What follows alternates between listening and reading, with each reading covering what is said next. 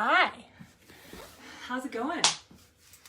As promised, I am back to talk more about fascia and why I think it is literally the freaking coolest thing on the face of the planet, and that we are hearing about in the medical community, and in medical research. So I shared a little bit before about fascia. It is like a connective tissue. It's a 3D matrix that attaches everything to everything from head to toe and from skin to bone. It's literally like your body's scaffolding. And so back in the late 1800s, osteopaths were working with fascia, yet just only recently has it started to get the recognition it deserves. And mainly that's because we are now able to see it on live camera. So, when we're able to see what something looks like, when it's alive and hydrated and in motion, we can see more of how it plays such a pivotal role in strength, stability, range of motion, all of these things. As I said before, the fascial system really impacts every system of the body. So when fascia constricts and creates a straitjacket, it can impact the cardiovascular system. So this can really affect our heart, right? So we're talking about our blood vessels, our veins, our arteries, our capillaries, our heart. It's also going to affect, hi Megan Hill. Thank you for making it to my Facebook Live. I'm totally new at this. It's going to impact the lymphatic system. So the system that brings in nutrients and removes toxins, it doesn't have a pump. And so as things get constricted and tight, things aren't able to move and flow in a healthy way. It's also going to affect our respiratory system because it's going to constrict our lungs.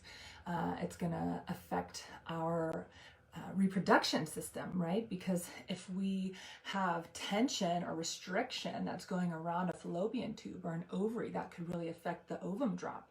So really, it affects everything, the skeletal system, the nervous system. When we think about the cranial nerves and the vagus nerve being responsible for the autonomic nervous system, autonomic meaning automatic. So this system actually is connected to our lungs, our heart, our kidney, our spleen, our stomach. It's connected to our small intestine. And so it's continuously giving feedback from the organs to the brain. So 80% of this information is moving up to the brain, and only 20% is actually moving back down into the body.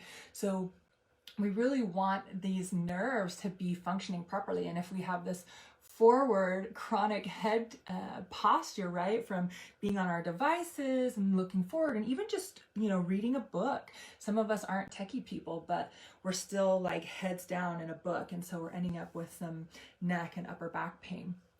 So as the cranial nerves get crunched, it's really going to affect how they operate, right, how they're influenced.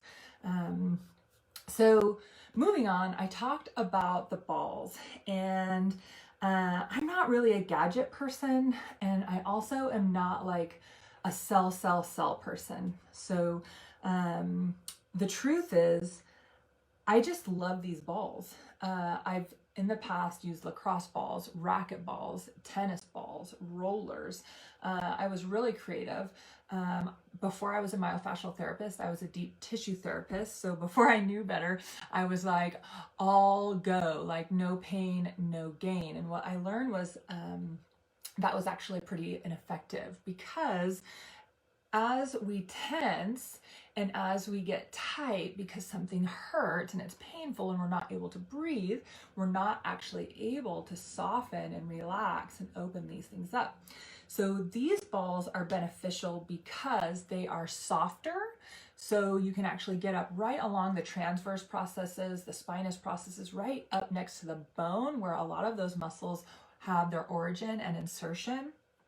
But they're also grippy, and that's the piece that you can't find anywhere else. This grip and this ball allows to stick and shear the skin. So can you see how the skin is twisting? So the skin is able to twist. So I'm actually able to dive into the fascial layers. Hi, Shelly. I'll be able to get in and twist and create wiggle room. And so as those tissues shear across each other, they're creating spaciousness, and that allows in more fluid, which means more nutrition, more slide and glide, more range of motion, more strength. So when you think of tight, you want to think painful, lacking flexibility. A lot of times people think, oh, you want to be tight, like I want to be ripped, I want to be tight. But tight usually means pain. So we want to go in and create spaciousness, open things up. So the alpha ball is the larger ball. It's going to be more like using a forearm. The therapy balls are going to be like an elbow. And these are the pluses. These are the therapy balls. And these are more like a thumb. So the smaller the ball, the more aggressive it's going to be. And that's why I have a set of each, because what happens is when you first get into something, it could be really freaking tender. Like where there has been lacking blood flow and lacking nutrition and lacking range of motion, things can be really tender. And that's kind of one of the things I look for when I'm working on clients is it hot, hard, tender, or numb? If it's hot, hard, tender, or numb, I know that it needs attention. So starting out on a bigger ball is going to give you a broader surface. And then as that is not so sensitive or painful, then you can kind of go down in size. And as you go down in size, you can get more isolated and more specific. I also use this gorgeous ball a lot, and it is also that same grippy texture. And I use this mostly in the chest, the diaphragm, and in the abdomen. So working over the heart and the pleura over the heart, working through the ribs, through the thoracic vertebrae, through the respiratory diaphragm and the pelvic diaphragm. So this is really, really wonderful because we can do a lot of work to open up our breath, which is great for the internal organs. It's also going to be a great way to treat low back pain. Hi, Destiny. Low back pain is actually not usually from the back. So anytime I look at pain, I think, okay, what is the opposite, right? So if you come into me and you're saying I have neck pain, you want me to go and like rub the hell out of your neck, right? Because that's what hurts. But the chances are that your head is doing something like this. And so because this is forward, this is actually long and tight, and this is actually short and tight. So it makes more sense to bring this back, shorten the back of the neck, lengthen the front of the neck to really come back into balance. For every inch forward, we add 10 pounds to our head. So once we're out here, we're carrying around this 50-pound bowling ball on top of our spine. And it's no wonder we're having neck aches and back aches and migraines and things like that. So for people who have back pain, incontinence, pelvic pain, I love this ball. So my plan is to basically hop in here weekly and to show you guys how to use these balls and how to treat your body, how to develop a really rock star self-care routine that keeps you, just feeling fluid and mobile and strong, that gives you longevity with aging. And the thing that I hear most about using the balls is people are afraid to use them wrong. And so the first thing I want to clear up is that there's absolutely no wrong way to use these balls, because they're not hard, because they're not aggressive, because they don't pose a real risk. You can really use them anywhere. And I want to encourage you to do that. I want to encourage you to just jump in and start having fun. And if you find something that's hot, hard, tender, or numb, you know you want to camp out there for a while. I try to spend about 5 minutes in an area. You can go by time or you can go by breath and do what you can fit into your schedule. Today, I thought I would start out showing you how to break in your ball. So when you get a new ball, it's a little bit on the hard side, and it even has a little bit of an oily texture to it. And so it's a little bit more aggressive because it hasn't been broken in yet, right? So to start out with your feet allows you to kind of use a little pressure and break in the ball, soften it up before we start getting into the more tender places in the booty and in the hips. So cool thing about the feet is they're actually like the foundation of our body, right? So if we're standing on our feet, and how they contact the ground is going to affect the knees, the hips, the spine, everything.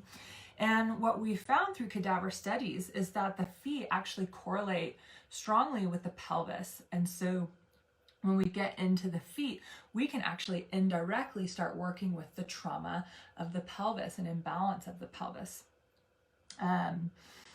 So we're going to be working from front to back and from side to side. When we move with a muscle, we are rolling with it. We're lengthening the muscle. So if we're going from origin to insertion and we're going with the grain of the muscle, this is a lengthening. When we go across the muscle, side to side, this is considered a cross fiber friction. This is really ideal for muscles that are already kind of stuck in a long state. So for this example, once again, with that head forward posture, this is short, right? So it needs to be lengthened. However, these ones need more like that cross fiber friction because they're already long. We don't really need to focus on lengthening with these muscles in particular. So I haven't tried this yet, so we'll see how it goes. I think that you're going to have a great picture of my foot here. And I don't have a chair in here, so I'm going to use this little bat for balance. So to start out, we'll just kind of get to know our ball. And let's see, hopefully you can see that good right there. So you can begin by just kind of landing on your ball here in this ball of your foot and just kind of putting some pressure in there. This is just going to kind of start breaking in the ball.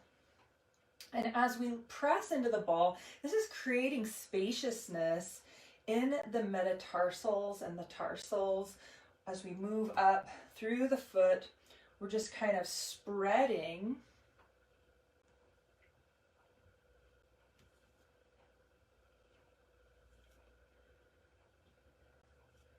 After we do this a few times,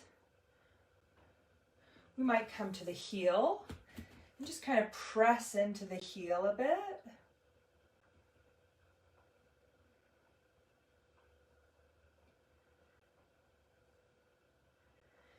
And then bring it back up to the toes and really kind of wrap the toes around the ball and kind of squeeze and release, lifting the toes up towards the ceiling. Squeeze and release, lifting up towards the ceiling. Squeeze and release. And from here, then moving up into the arch, this can be really tender. It can be surprising how much tenderness is in the foot. So if we line the ball so that we can see a little bit, we're kind of on that inner arch, we can press and just kind of mobilize with the ball a little bit, rolling front to back. Just really lengthening that inner arch. After we do that for a few rounds, we can bring it more to the center, getting that middle arch. And again, front to back. And if you find something that's particularly tender, you can just kind of hang out there for a while. Anytime I find something that's hot, hard, tender, and numb, I tend to just camp out and see how it shifts, how it changes, how it softens.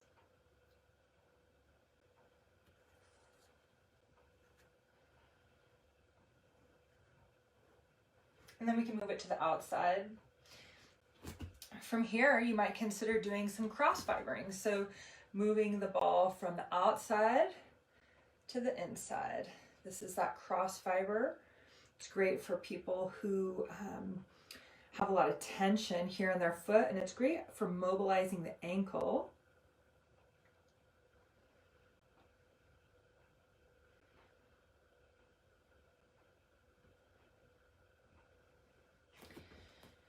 We can move up farther. There's really just no wrong way to do this. Bringing it under that back portion of the arch and really just kind of giving that some good mobilization.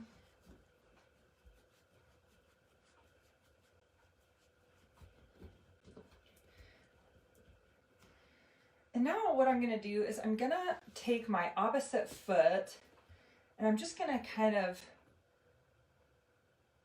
brush down the top and create a shear. So my foot is pulling the fascia, the superficial fascia on the top of the foot, as I'm getting the pressure on the back of the foot. And you might feel a light burning sensation here, some heat.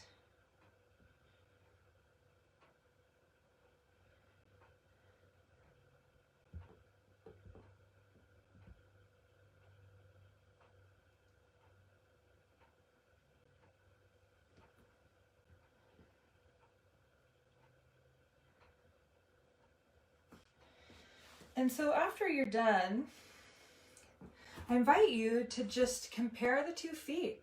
What do you notice? How is the contact of the floor different on the side you rolled compared to the side you haven't rolled? I can tell that my foot is laying much flatter towards the floor, like there's more even contact. I can also feel a difference in the anterior portion of my leg. I feel more pressure on this leg than I do this leg.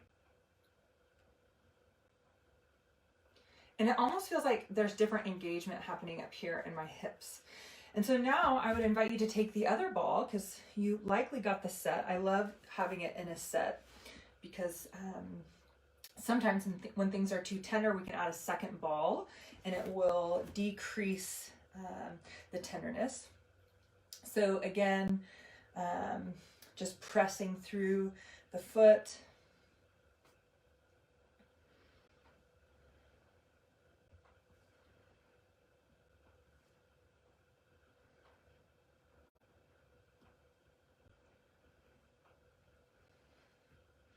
I roll every morning as part of my self-care routine, and every day is a little bit different, you know. Different days I have different tenderness. Some days I'm leaning over my massage table more than others. Maybe my body mechanics weren't as good. I used to love to wear high heels.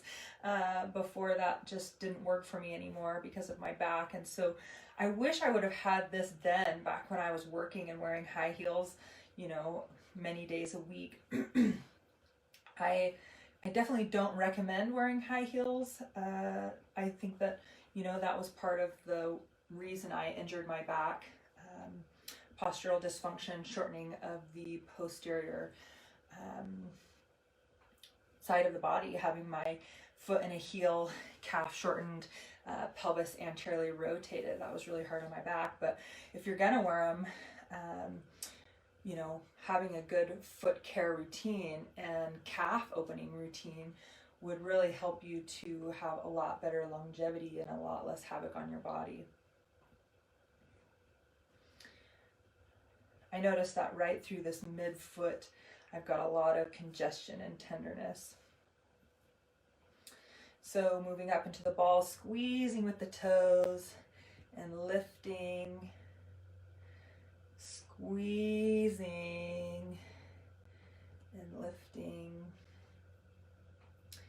squeezing squeezing and lifting, squeeze and lift. And again, some heel work here. A lot of people I talk to have got plantar fasciitis problem. There's such a common thing right now in our culture where people are having a lot of foot pain and heel pain, and also bunion problems from having issues with their feet. So inner arch.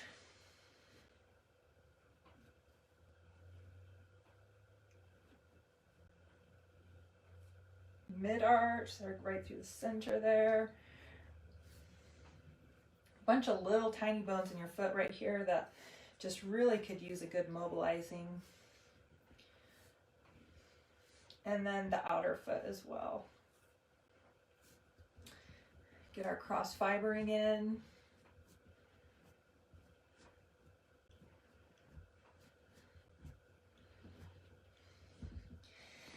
And the crazy thing about this is you'll be amazed if you actually flat back, bend over forward, and then straighten your legs.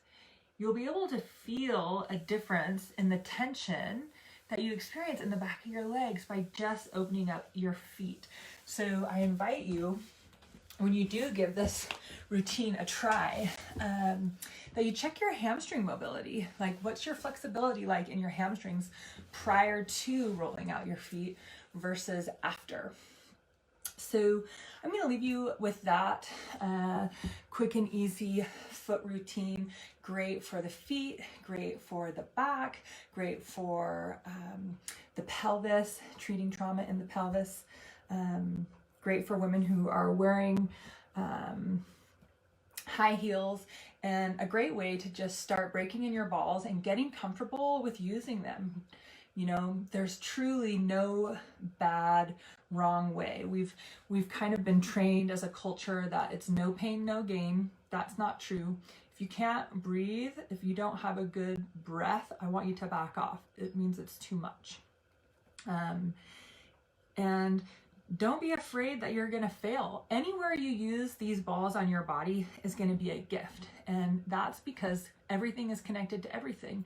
So literally, you could be working on a foot and all of a sudden get rid of a weird neck pain, because as you treat the body, it's a system of tensegrity. Everything is connected to everything.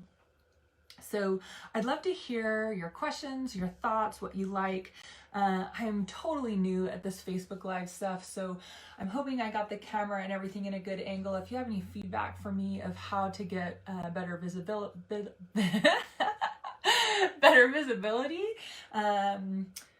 or audio, or if you have any problems at all, let me know. I totally want to hear from you. I want to know, what do you like? What did you like about what I taught you? What stands out to you? What was kind of an aha moment, or what was something really valuable that you're going to take with you? And how can I help you moving forward? What kind of aches and pains do you have? What are you working with?